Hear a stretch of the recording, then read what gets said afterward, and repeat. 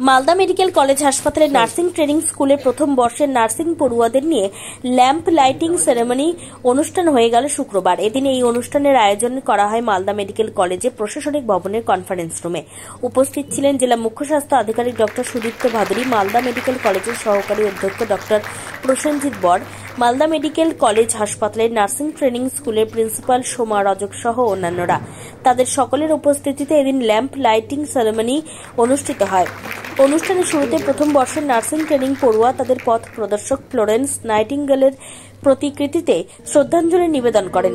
এরপর সকলে মিলে হাতে ল্যাম্প নিয়ে আগামী দিনের অসুস্থ মুমূর্ষ মানুষকে সেবাদানের মাধ্যমে সুস্থ করে তোলার শপথ গ্রহণ করেন বলে জানা গেছে।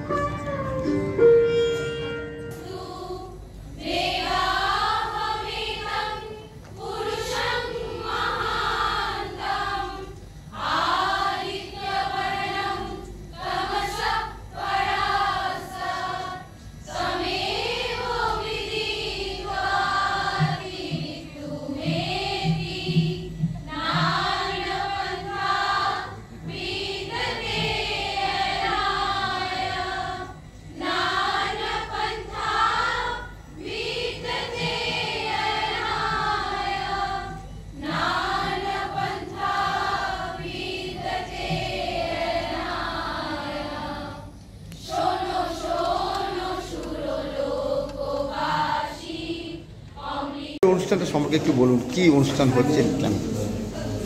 আমি Soma Rajak, principal nursing officer, nursing training school, Malda medical college and hospital, Malda. এখানে আমার পার ইয়ারে 50 স্টুডেন্টস ক্যাপাসিটি এবং first year, second year, third year মিলে টোটাল আমার 150 স্টুডেন্টস।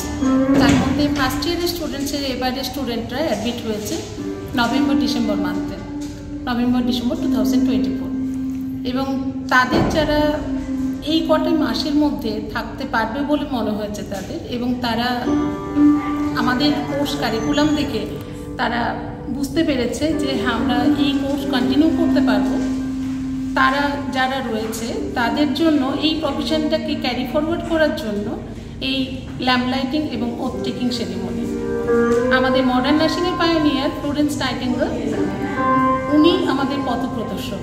ওনাকে স্মরণ করেই ওনার দেখানো পথ যে লেডি উইথ দ্য ল্যাম্প, সেই মতোই আজকে আমরা ফার্স্ট ইয়ার জিএনএম স্টুডেন্টসদের হাতে ল্যাম্প তুলে দিচ্ছি, যাতে ভবিষ্যতে তারা আলোর দিশারি হয়ে উঠতে পারে, যারা মুমূর্ষ রোগীদের পাশে থাকতে পারে, সুস্থ মানুষ এবং অসুস্থ মানুষ। আমরা যেরকম হসপিটালে অসুস্থ মানুষদের সঙ্গে কাজ করি, ঠিক সেরকমই আমরা পাবলিক হেলথে, কমিউনিটিতে, বিভিন্ন জায়গায় আমরা সুস্থ মানুষদের সঙ্গেও কিন্তু কাজ করি।